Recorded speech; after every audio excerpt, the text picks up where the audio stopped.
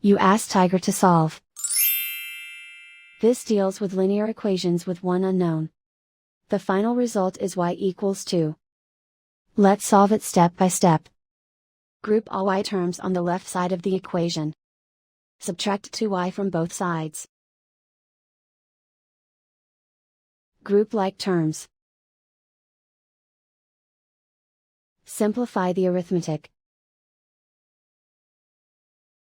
Group like terms. Simplify the arithmetic.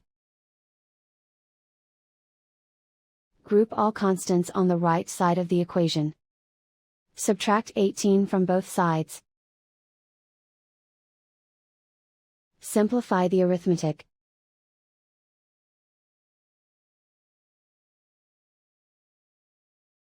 Isolate the y. Divide both sides by 5. Simplify the fraction. Find the greatest common factor of the numerator and denominator.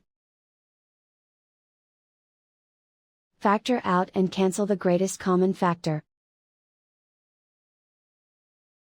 And so the final result is y equals 2.